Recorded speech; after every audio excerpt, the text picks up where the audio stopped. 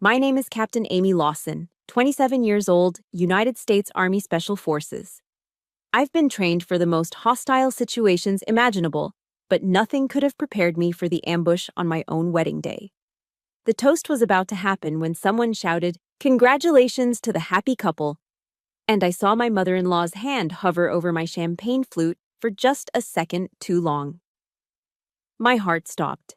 I saw the twitch in her fingers, saw something small drop from her palm into the bubbling liquid. She did it so smoothly, so casually, as if she were adjusting a napkin. But I caught it. I saw it all. As my mother-in-law Diane approached me in the reception hall of the Columbus Athletic Club, she smiled, a cold smile that didn't reach her eyes. She raised her own champagne flute, whispering just loud enough for me to hear, "Amy dear, you look so tense. Here, a little something to help you. Relax." She made one mistake. Before I tell you what that mistake was, let me know where you're from in the comments.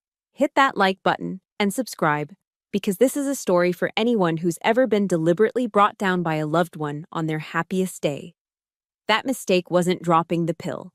It was assuming I wouldn't see it. The moment the tiny white object kissed the surface of the champagne, my world didn't just slow down. It froze. The cheerful melody from the string quartet warped into a low drone.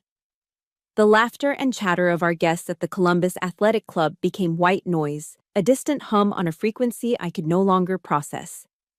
Everything beyond a 3-foot radius of our head table blurred into an impressionist painting of white linen, blush pink flowers, and dark tuxedos. In the sharp, clear center of my vision, there were only 3 elements: me, Diane, and the 2 identical crystal flutes standing between us like chess pieces on a board. My training kicked in instantly, a reflex honed by years of discipline in environments where a moment's hesitation could be fatal. The emotional part of my brain, the bride, the new wife, was shoved into a locked room. The operator took over. A threat assessment protocol scrolled through my mind with the speed of a data stream. Threat assessment: unknown chemical agent. Most likely a benzodiazepine, given her earlier comments about me being tense. Intent: incapacitation. Environmental analysis: a target-rich environment, but no friendly awareness. 150 guests, all compromised by celebration. No active allies, not even my husband. Enemy objective: public humiliation, sabotage of a key life event, potential for induced physical harm via a fall or loss of consciousness. Reaction: window: seconds. The MC was already walking to the microphone to begin the toast. Any action had to be immediate, decisive, and covert. The feeling that washed over me wasn't fear. It was something far colder, far more chilling, a grim, weary familiarity. I had been here before. Not in a ballroom, not in a $1,000 wedding dress, but in dusty villages and tense urban centers where the smile of an adversary was the most dangerous weapon in the room. The uniform was different. The battlefield was decorated with silk and roses, but the fundamentals of the engagement were identical. This was an ambush. My gaze flickered to Ethan, my husband. He was glowing, radiating a pure, uncomplicated happiness that seemed to belong to another world. He caught my eye and gave me a quick, conspiratorial wink, a silent message of, "We did it," before turning to say something to his best man. He hadn't seen a thing. To him, this was just his mother, the elegant matriarch of the Davis family, leaning in to offer a kind word to her new daughter-in-law. He turned back to me, seeing my silence but misinterpreting it completely. He smiled, that warm, loving smile that had captured my heart. "See?" he whispered, squeezing my hand. "I told you she'd warm up to you. She's making an effort." That was the moment the real damage was done. His words were a secondary device, a psychological shrapnel charge that detonated long after the initial attack. The poison in the glass was a threat to my body, but his innocence was a direct assault on my soul. It was in that instant, with his hand in mine, that I understood the full tactical reality of my situation. I was completely, utterly alone. No backup, no Overwatch. I was a one-woman fire team on a hostile objective. The realization didn't break me. It forged my resolve into something hard and sharp, like steel being quenched in ice water. I wasn't just going to survive this ambush, I was going to win. My mind cycled through countermeasures, discarding them as fast as they appeared. Option A. Knock over the glass. Bad move. It would create a scene, draw unwanted attention, and paint me as a clumsy, hysterical bride. Diane would play the victim to perfection, feigning shock and hurt. I'd be handing her the victory on a silver platter. Option B. Accuse her directly. Even worse. It would be my word, the word of the outsider, the country girl in a uniform, against hers. Against the respected Diane Davis, wife of a prominent Columbus surgeon, a pillar of the community. I would be the one to ruin my own wedding. No, both were amateur moves driven by emotion. And Special Forces operators are not amateurs. We aren't just taught to fight, we're taught to think. We're taught to see the battlefield for what it is, to identify the enemy's weaknesses and to use their own momentum against them. Diane's weakness was her arrogance, her absolute, unshakable belief that I was beneath her, less intelligent, less sophisticated, and utterly defenseless in her world of social warfare. She saw a bride in a white dress, not a captain who had graduated at the top of her class from SEER school. That was the mistake she had mentioned in her toast, the one she thought she knew. But her real mistake, the fatal one, was underestimating her target. The MC tapped the microphone. All right, everyone, if I could have your attention, let's get our glasses charged and ready for a toast to our wonderful bride and groom, Amy and Ethan. A rustle of movement filled the hall as people rose to their feet. This was my window. Diane, ever the performer, turned to flash a dazzling smile at a friend at a nearby table, basking in the spotlight. 1 second of inattention. That's all I needed. My left hand, still holding my bouquet of white peonies and eucalyptus, moved in a slow, natural arc toward the table. It was a casual, languid gesture, the kind of movement a bride might make to set her flowers down before a toast. Nothing about it was rushed. Slow is smooth, smooth is fast. But beneath the cover of the bouquet, my right hand was already in motion.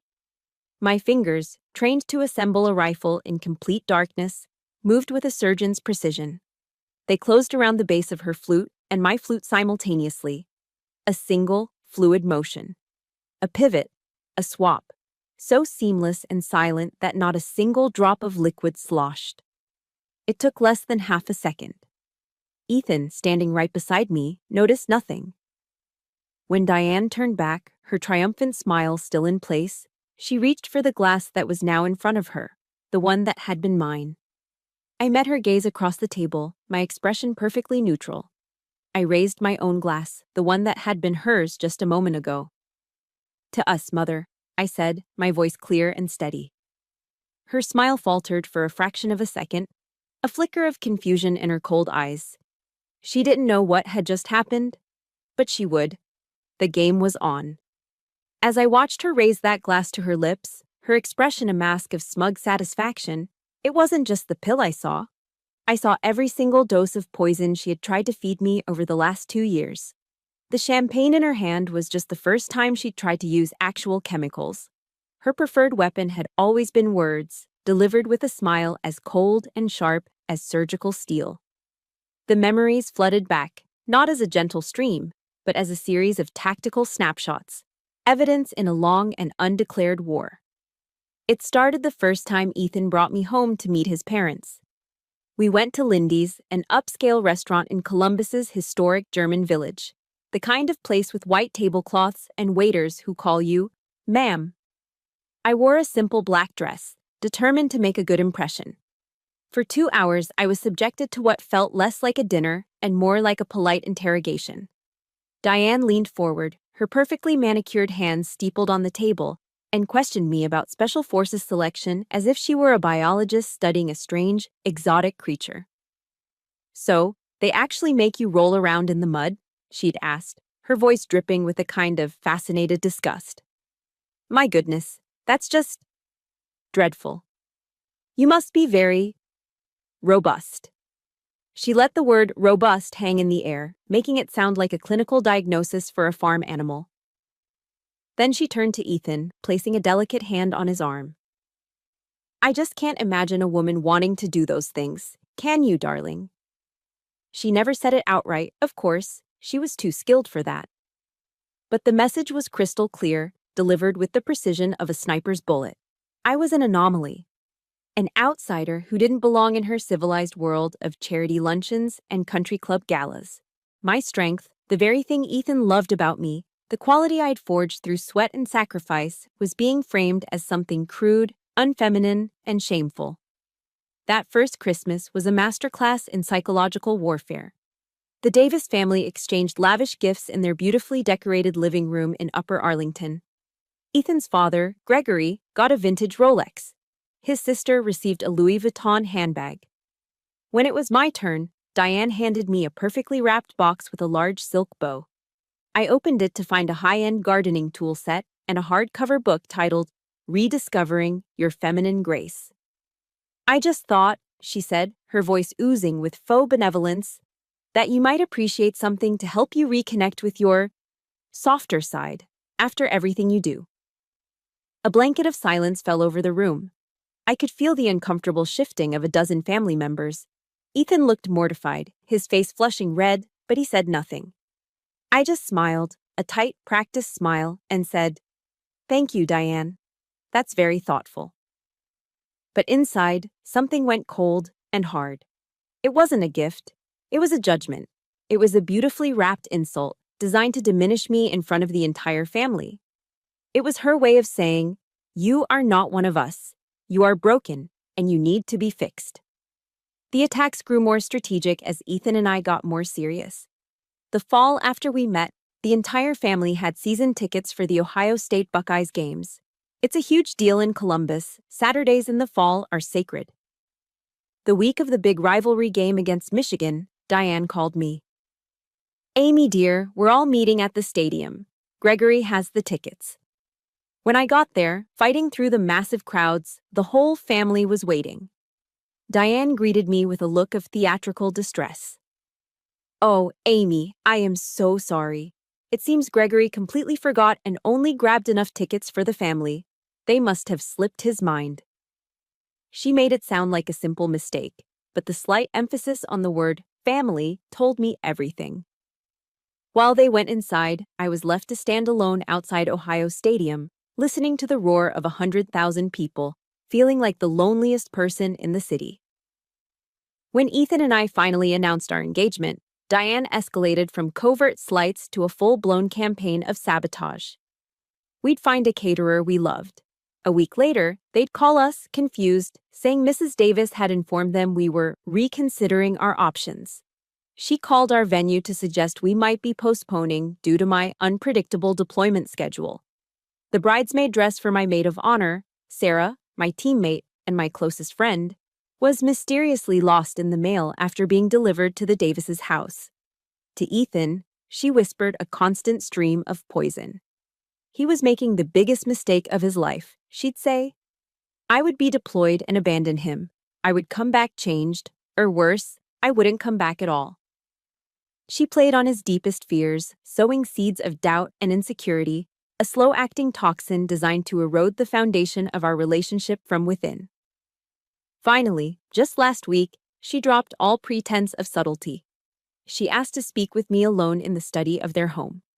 She closed the heavy oak doors, and the mask of polite society fell away. "Little girl," she began, the words laced with a contempt she no longer bothered to hide. "You may have my son fooled, but you don't have me fooled. I know what you are. You're just a piece of trailer trash with a fancy title, trying to climb your way into a world where you don't belong." I stood my ground, my posture unchanged. "This wedding," she hissed, taking a step closer, "is not going to happen. Not if I can help it." That wasn't a microaggression. That wasn't a veiled insult. That was a declaration of war.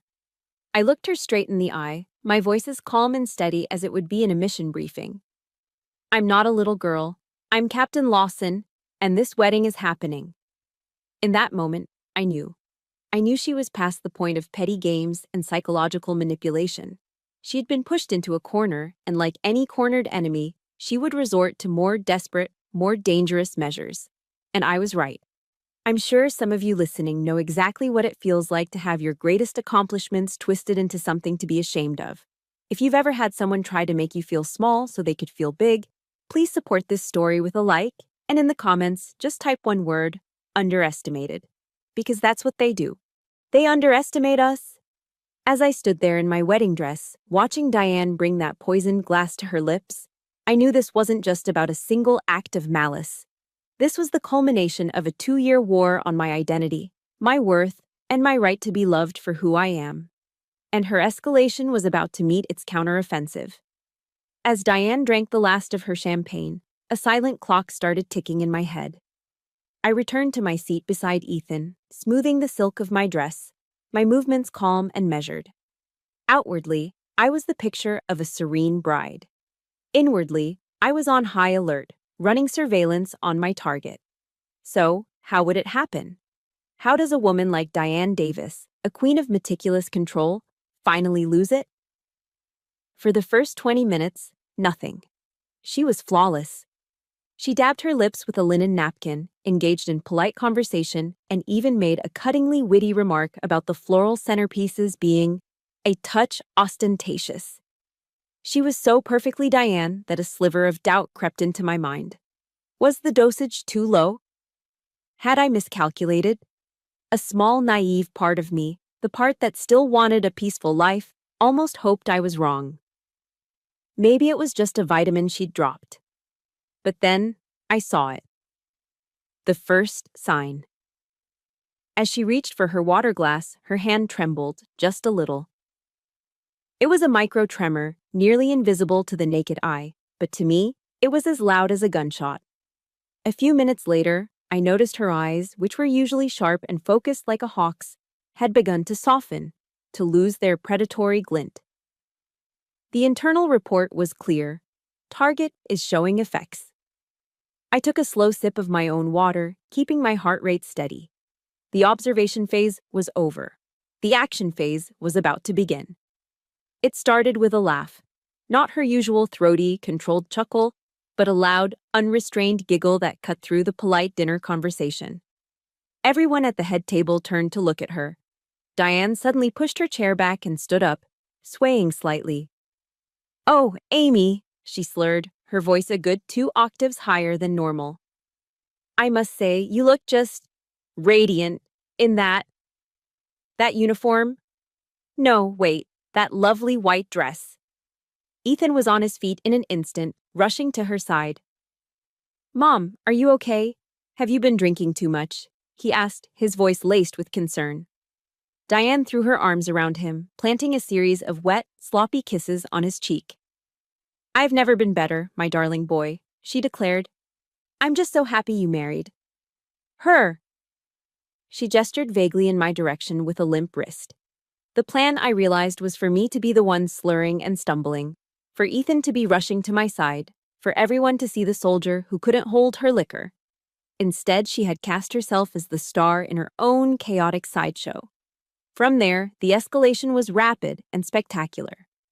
First, she kicked off her expensive Manolo Blahnik heels, sending one of them skittering across the polished dance floor. "These things are killing me," she announced to no one in particular. Then, humming loudly off-key, she began to perform a strange, shuffling dance by herself next to the table. Her husband, Gregory, tried to intervene, putting a hand on her arm. "Diane, for God's sake, sit down. You're making a scene." She swatted his hand away. "Don't be a party pooper, Greg," she yelled. Then, as if drawn by a magnetic force, she began a wobbly, determined march toward the stage where the wedding band was playing a soft jazz number. She grabbed the microphone right out of the startled singer's hand. "I have an announcement to make," she bellowed into the mic, causing a screech of feedback.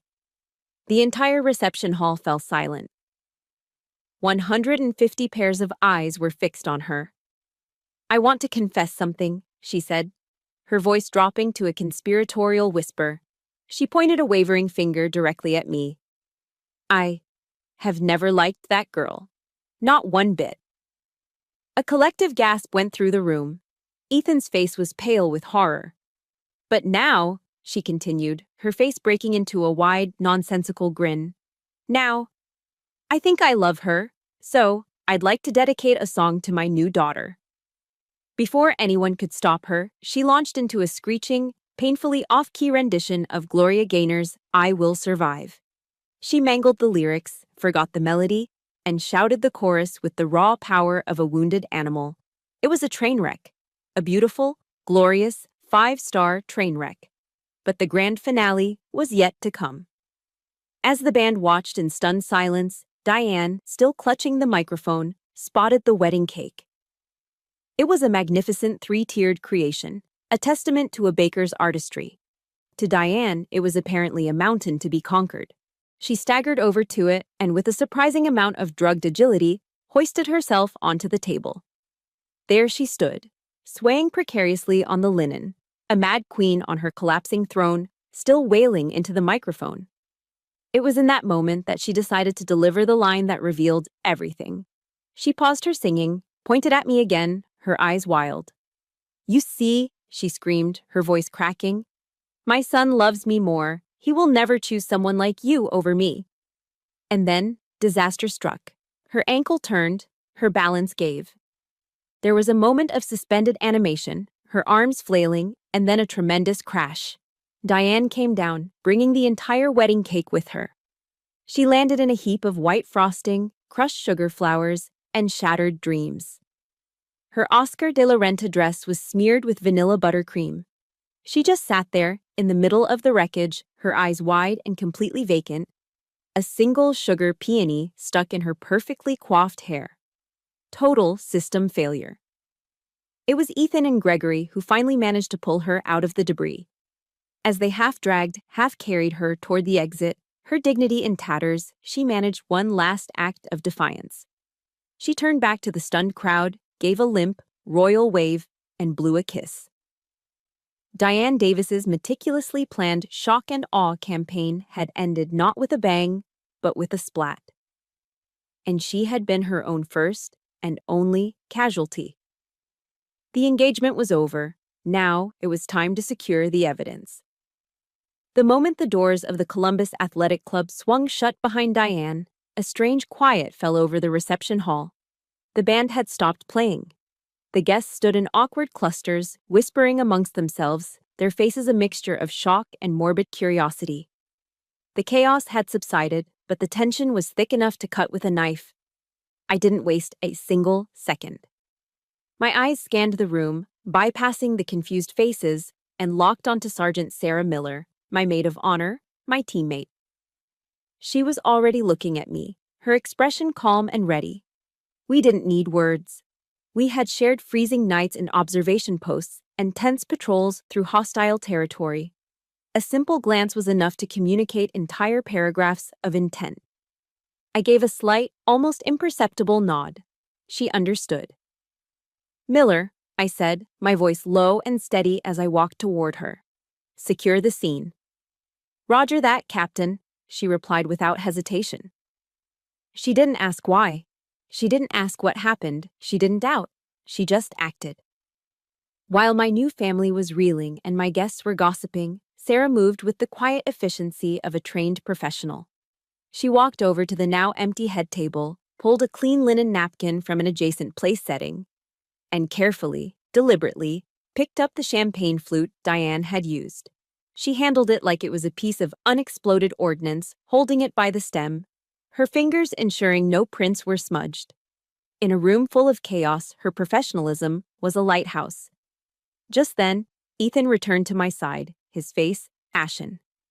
He ran a hand through his hair, looking completely lost.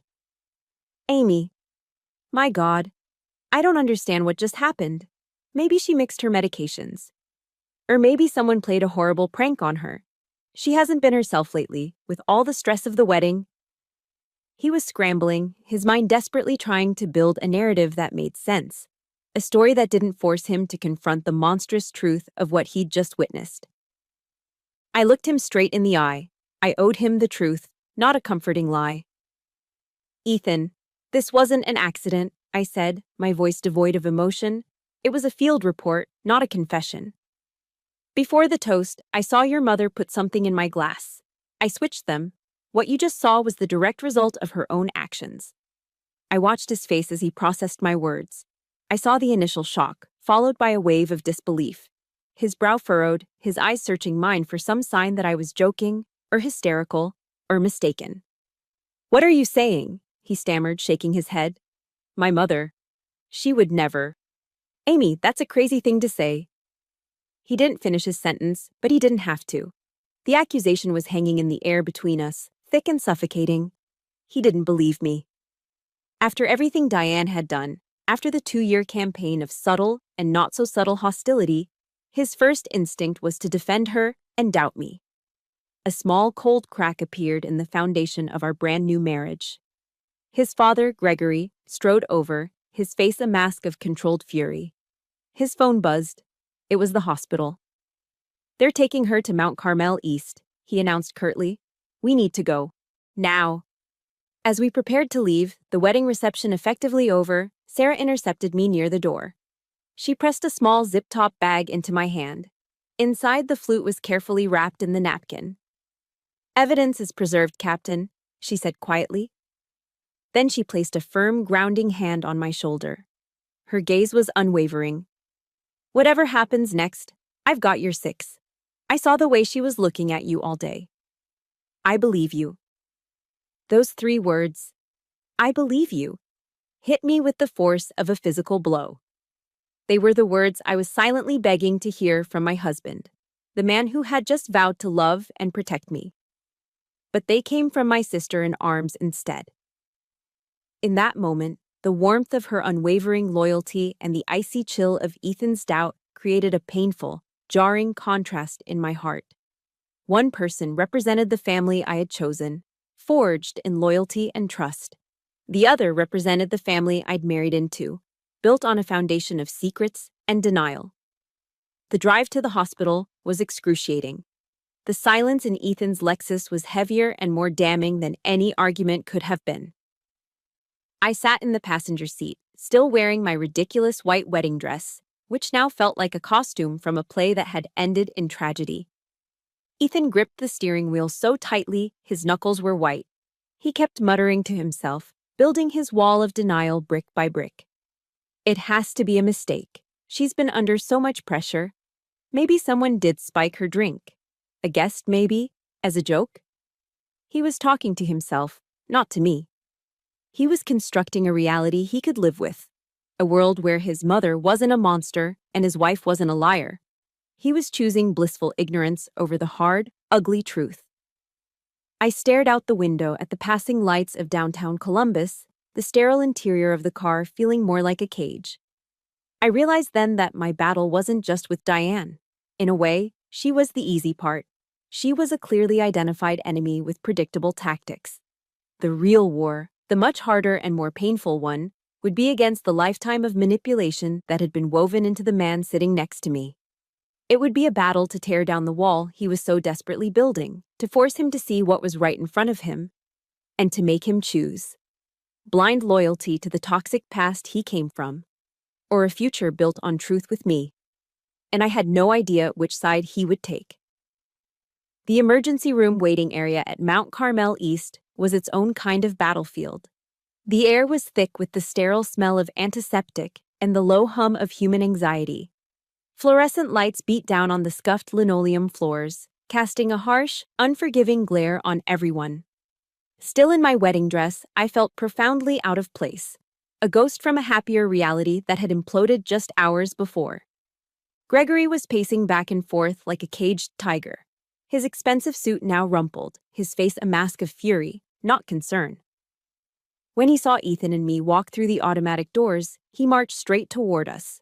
He completely ignored his son and fixed his eyes on me. "What did you do to my wife?" he snarled, his voice a low growl.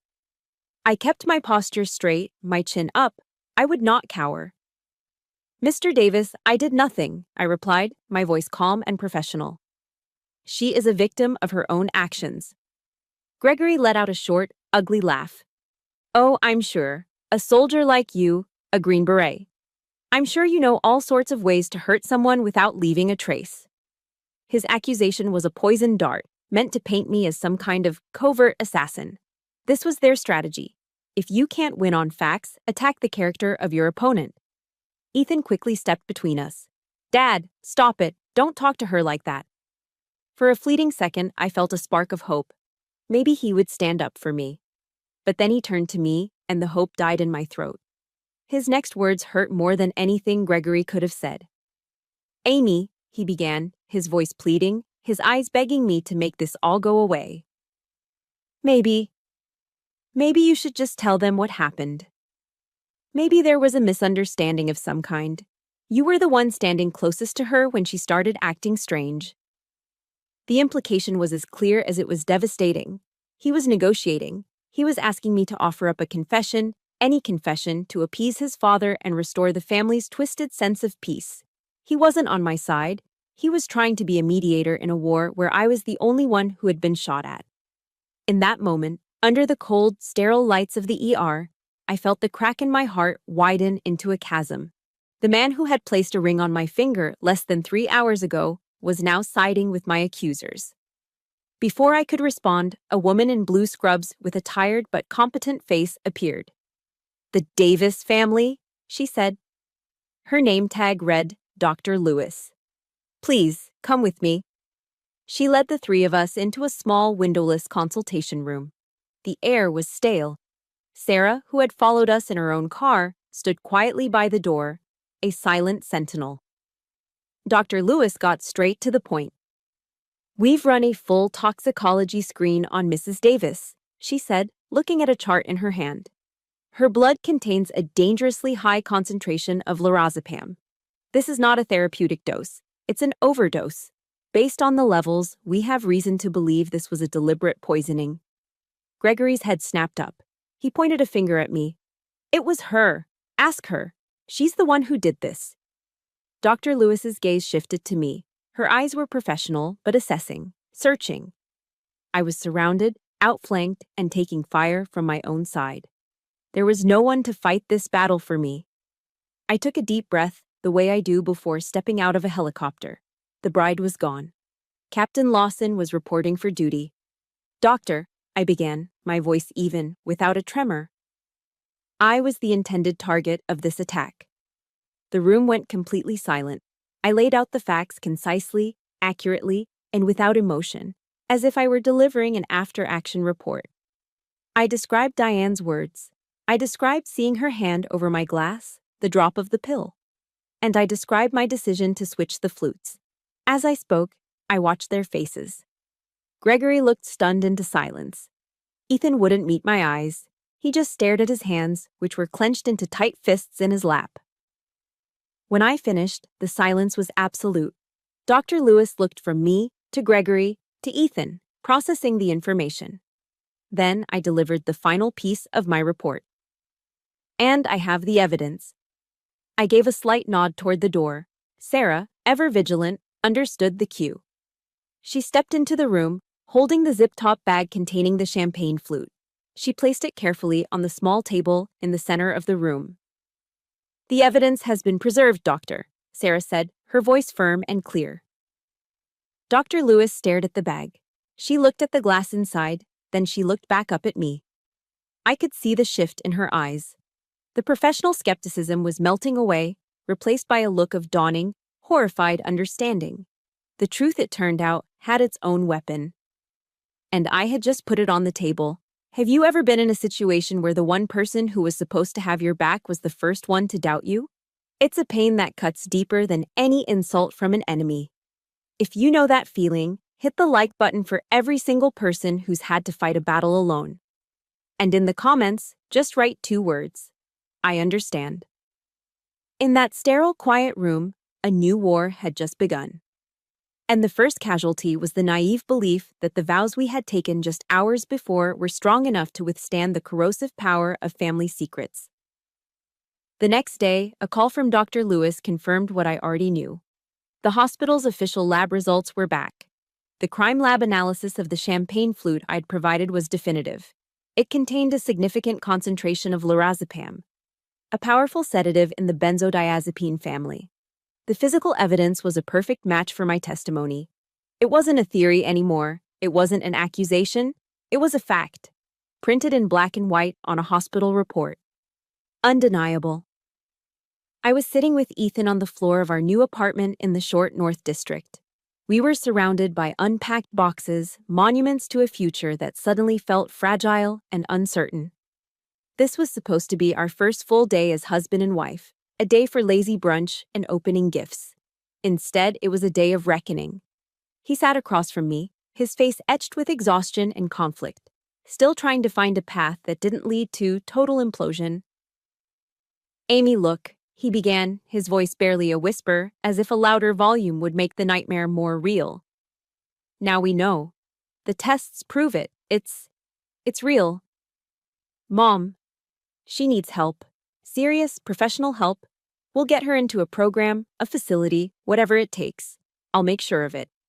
But now that we have the facts, now that we know you were right, can we just handle this as a family? Can we let this go? For me? For us?" I stared at him, a cold, heavy feeling spreading through my chest. He still didn't get it. He was looking at an act of premeditated criminal assault and calling it a cry for help. In his world, the family unit, no matter how toxic, was an institution to be protected at all costs. Anything that happened within its walls was a private matter, a shameful secret to be managed and concealed. But in my world, actions have consequences. A crime is a crime, whether it happens in an alleyway or at a wedding reception. "Let it go," I repeated. The words felt alien on my tongue. My voice was quiet, stripped of all warmth, leaving only an icy calm. "You want me to let go of the fact that your mother deliberately tried to drug me on our wedding day?" "Ethan, this wasn't some harmless prank. This was calculated. Think about what she wanted to happen. She wanted me drugged, incapacitated. She wanted you, my husband, to see me slurring my words, stumbling, collapsing. She wanted to humiliate me in front of my friends, my colleagues, and your entire family. What do you think would have happened if I wasn't trained to recognize a threat? If I was just a normal bride, overwhelmed and trusting? I could have fallen and hit my head. I could have become seriously ill. At best, she wanted to destroy my reputation and my happiest day. At worst, she was completely indifferent to my physical safety. That is not a mistake, Ethan. That was an attack." I watched the desperation claw at his features. He was a man being torn in two, caught between the woman he loved and the mother who had programmed him. "But it's my mother, Amy," he pleaded, his voice cracking, the sound of a man breaking apart. "My own mother. You can't press charges against her. You can't call the police. Families don't do that to each other." And that was it. That was the line. The final tripwire. The single sentence that detonated every last bit of silent endurance, every ounce of polite patience I had painstakingly maintained for 2 long years.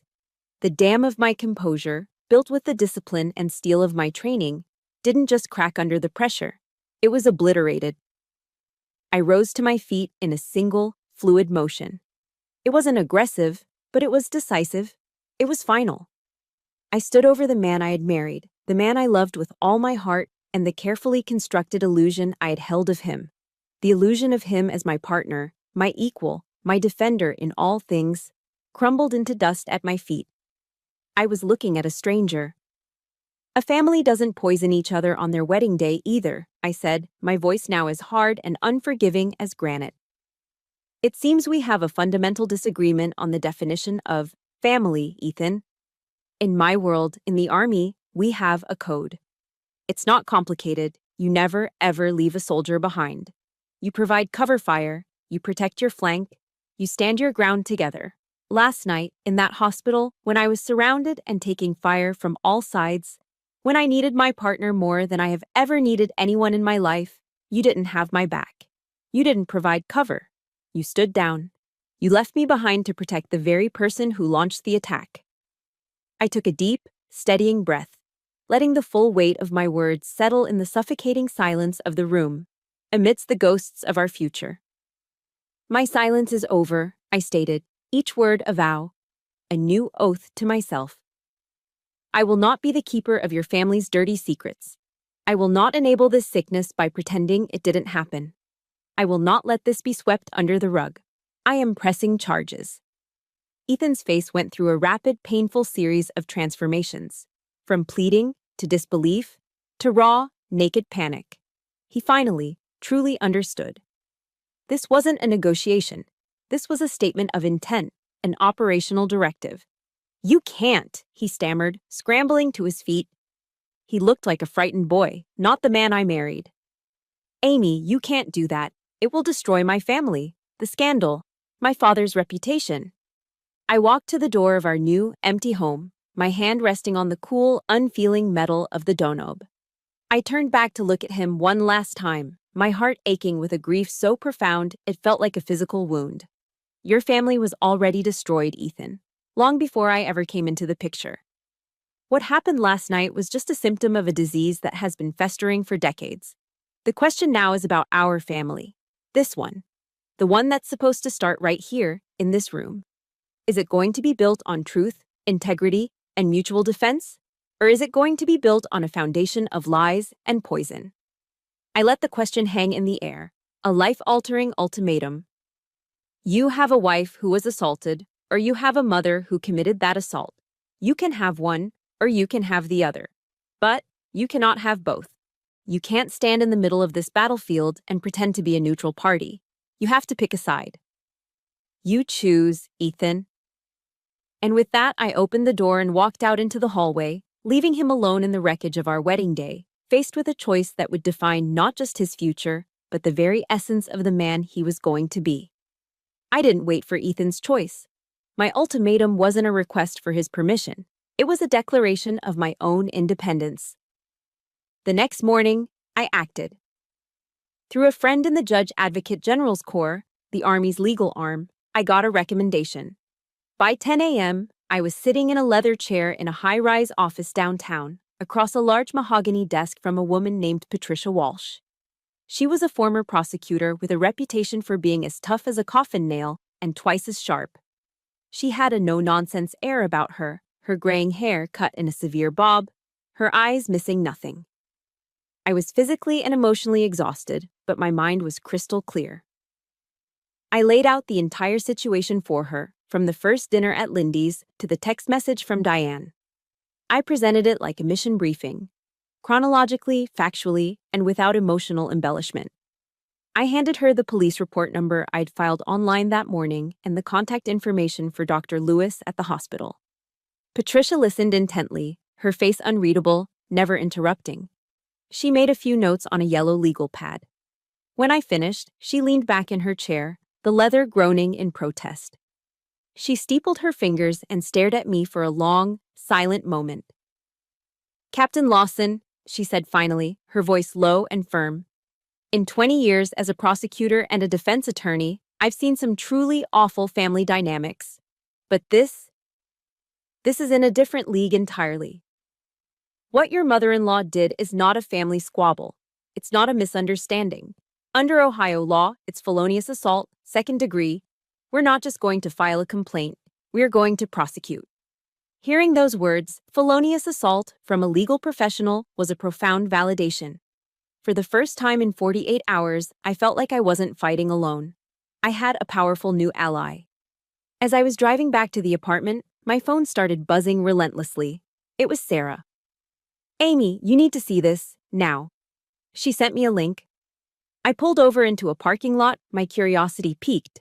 I clicked the link. It took me to YouTube. The video was shaky, clearly filmed on a cell phone by a guest, and the audio was slightly distorted by the background noise. But the content was unmistakable. It was the whole thing. The entire, unedited meltdown of Diane Davis. It started with her slurred speech on the stage, the off-key caterwauling of "I will survive," her unhinged confession about not liking me, and culminated in the glorious, cake-destroying final act.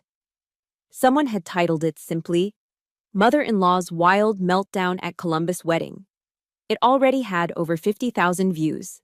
Someone, some anonymous guest at my wedding, had just deployed a tactical nuke into the middle of my legal battle. They had launched a second front in this war, a weapon I didn't even know I had. The fight was no longer confined to the quiet, methodical world of the justice system. It had just gone public. It had gone viral. The media firestorm was immediate and intense. By early afternoon, the story had been picked up by the local news blogs. By evening, it was the lead story on 10 TV News and was featured on the homepage of the Columbus Dispatch. Diane Davis wasn't just some random woman. She was a prominent socialite, a board member for several high-profile charities, the wife of a renowned surgeon. Her name and face were instantly recognizable to thousands of people in the city. The comments section under the YouTube video was a digital firing squad. Thousands of comments poured in, a torrent of ridicule, condemnation, and amateur psychological diagnoses. The carefully constructed lifelong facade of Diane Davis, the epitome of grace and class, was being dismantled and incinerated in real time by an army of anonymous strangers on the internet. Late that afternoon, I received a call from a number I didn't recognize. I answered. It was Gregory. His voice, usually so booming and arrogant, was now thin and reedy with panic. "You have to do something," he pleaded, his voice cracking. "You have to make them take that video down. Call the police, call your lawyer, withdraw the complaint. Diane, she's a wreck. She won't come out of her room. You're destroying us. You're destroying this family." I held the phone to my ear, listening to his frantic, self-pitying rant. When he was done, my reply was cold and simple. "I didn't do this, Gregory. You all did this to yourselves." Then I hung up. That evening, Ethan came home. He looked like a man who had walked through fire. The doubt, the denial, the desperate need to believe in a comfortable lie, it was all gone, burned away. All that was left was a hollowed-out look of shame and horror. He had seen the video. He had read the news articles. He had scrolled through the thousands of comments from strangers who saw his mother's behavior with a clarity he had never allowed himself to have. For the first time, he had seen his family not through the fog of lifelong conditioning, but through the unforgiving lens of the outside world. "I'm sorry, Amy," he whispered, his voice thick with emotion. He couldn't even look at me. "God, I am so sorry. I was so blind. I was a coward. I didn't protect you." He was silent for a moment, then he slowly held out his phone. "She sent me this an hour ago." I took the phone. On the screen was a text message from Diane. It read, "It was a setup. That little bitch set me up. She switched the glasses. I'll make her pay for what she's done to me." And there it was, the smoking gun. Not just an admission that she knew the glass was drugged, but a complete lack of remorse and a direct threat. It was the final piece of the puzzle, the key that unlocked the last door of his denial. Finally, the fog in Ethan's mind cleared. He looked up at me, his eyes now steady and resolute, the eyes of the man I had first fallen in love with. "What do you need me to do?" Ethan's question, "What do you need me to do?" changed everything. The answer was simple. Tell the truth. Armed with Diane's incriminating text message, which Ethan forwarded to my lawyer, Patricia Walsh took charge. The wheels of justice, which often seemed to grind slowly, began to turn with surprising speed. The Columbus Police Department opened a formal investigation. A few days later, it happened. The local news channels cut into their afternoon programming with breaking news. There she was, on live television. Diane Davis, being escorted out of her multi-million-dollar home in Upper Arlington. She was wearing a silk pajama set and trying desperately to maintain an air of aristocratic indignation. But there was no hiding the cold, hard steel of the handcuffs clasped behind her back. Seeing that image wasn't a moment of triumphant joy for me.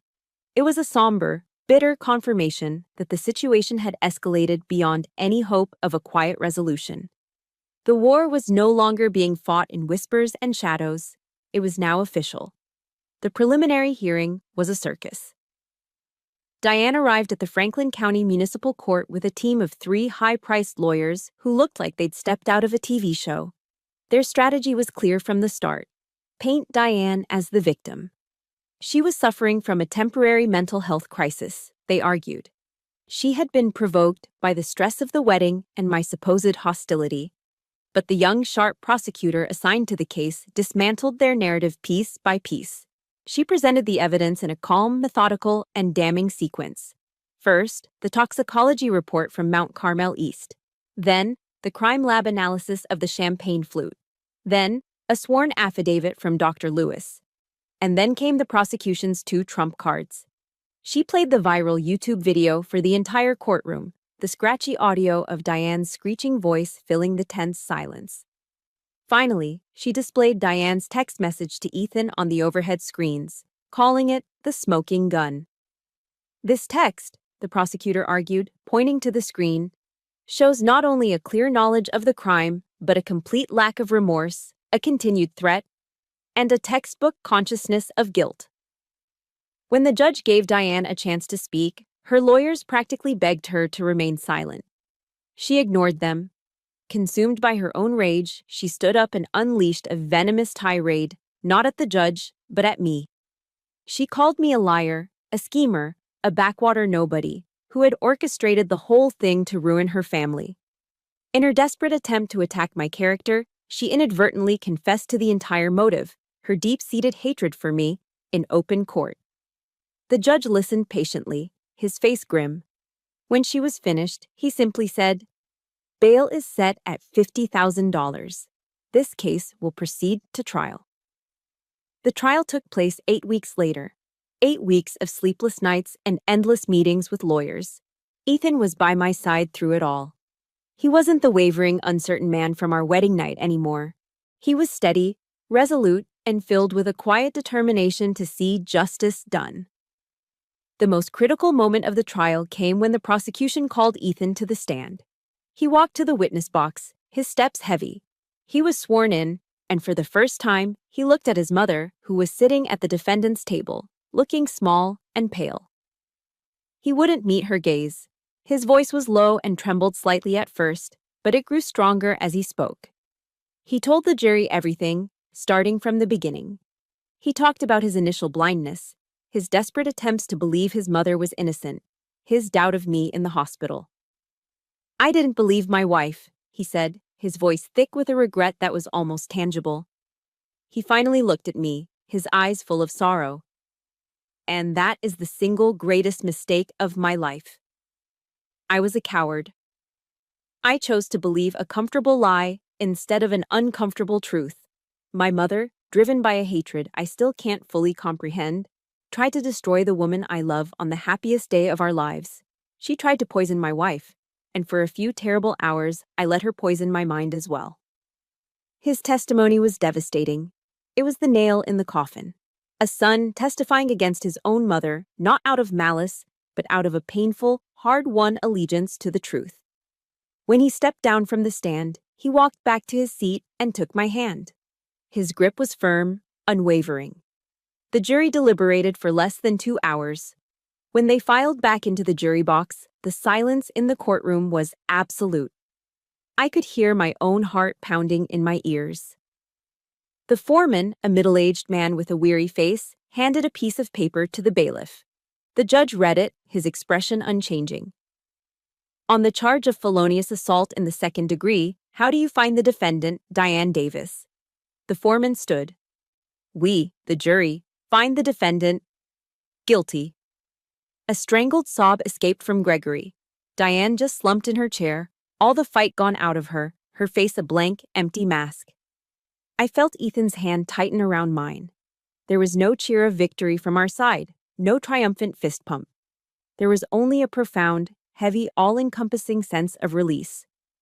The weight that I had been carrying for 2 years, the burden of being disbelieved, undermined, and attacked, was finally lifted. Justice had been served.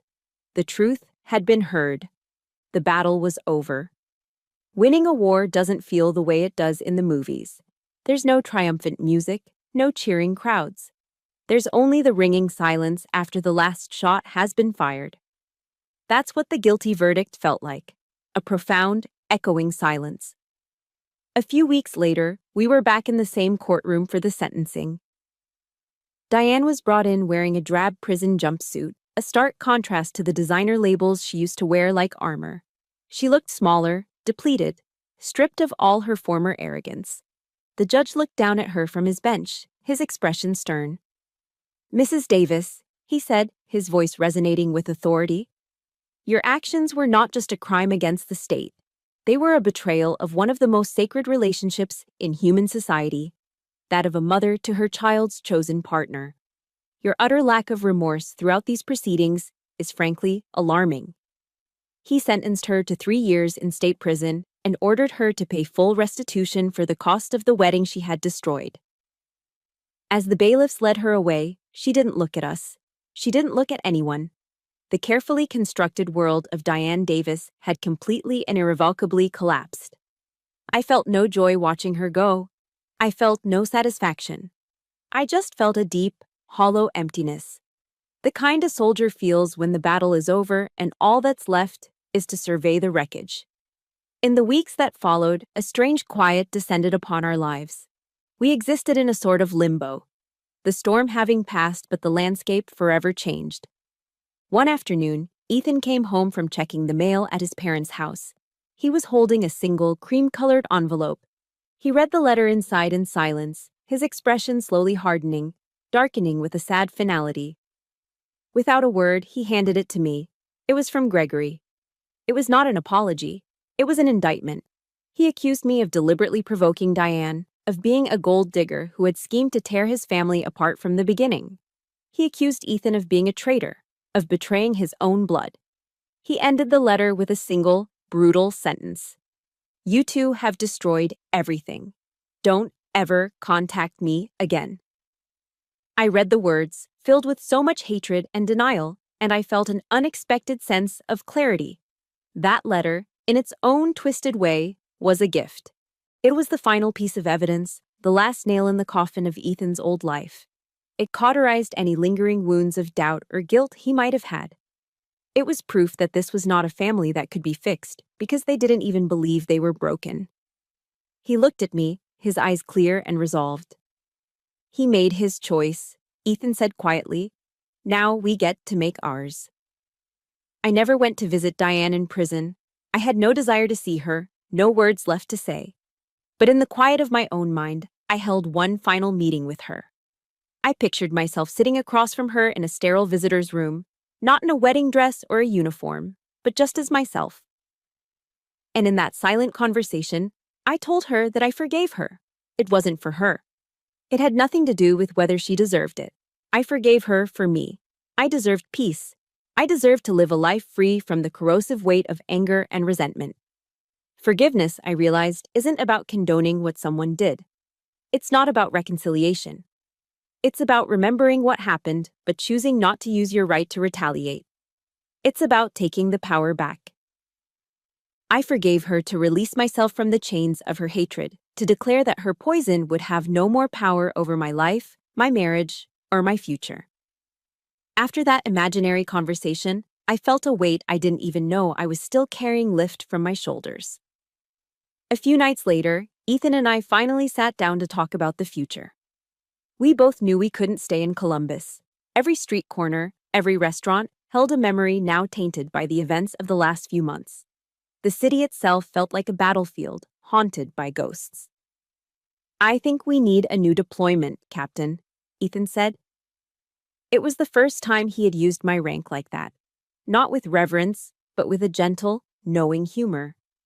A small smile touched his lips. "A new duty station. Somewhere we can build a new base of operations, from the ground up."